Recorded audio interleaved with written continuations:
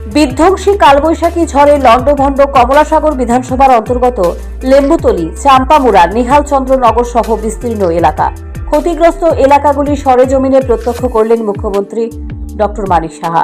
রবিবার সকালে ঝড়ে এক প্রকার লন্ডভন্ড হয়ে যায় সংশ্লিষ্ট এলাকা। অনেকের একমাত্র বসত ঘরের ছাউনি উড়িয়ে নিয়ে যায়, অনেকের বাঁশের ঘর ঝড়ে অন্যত্র নিয়ে ফেলে। সোমবার সকাল 10টা নাগাদ লেম্বুতলী এলাকায় কালবৈশাখী ঝড়ে ক্ষতিগ্রস্ত পরিবারগুলির সাথে দেখা করেন রাজ্যের মুখ্যমন্ত্রী অধ্যাপক ডক্টর মানিক সাহা।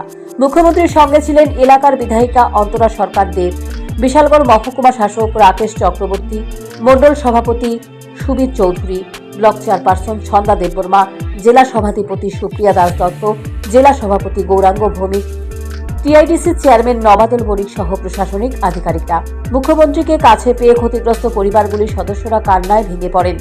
এই ঘটনায় মুখ্যমন্ত্রী নিজেও দুঃখ প্রকাশ করেছেন এবং তিনি জানিয়েছেন কালবৈশাখী ঝড়ের ক্ষতিগ্রস্ত পরিবারগুলিকে অবশ্যই সরকারি সাহায্য প্রদান করা হবে।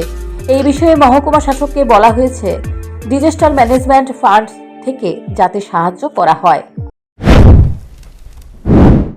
तूफान से अफेक्टेड हाउसेस है उसको विजिट किए हैं, तो इसके बारे में क्या बताना चाहते हो? कल सवेरे यहाँ पर काफ़ी मतलब जैसे टॉर्नेडो टाइप का काफ़ी अच्छी तरह से मतलब यहाँ पर इस तरह नेचुरल कैलामिटीज़ हुआ।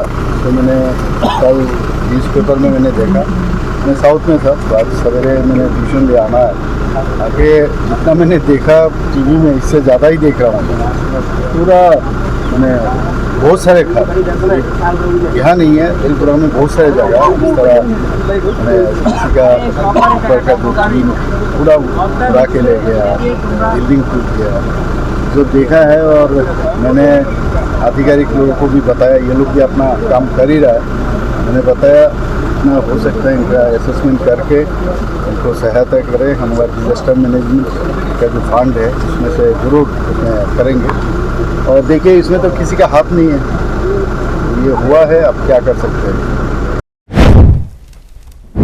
এদিকে বিধ্বংসী কালবৈশাখী ঝড়ে লন্ডভন্ড কমলাসাগর বিধানসভার বিস্তীর্ণ এলাকা মুখ্যমন্ত্রী পরিদর্শন করতেই মহকুমা প্রশাসনের আধিকারিকদের মধ্যে দৌড়ঝাঁপ শুরু হয়ে যায়। অথচ 2 দিন ধরে ক্ষতিগ্রস্ত এলাকাগুলির অবস্থা দেখার প্রয়োজন বোধ করেননি আধিকারিকেরা। একেই বলে ঠেলার নাম বাবাজি। Bureau report, news prime Tripura.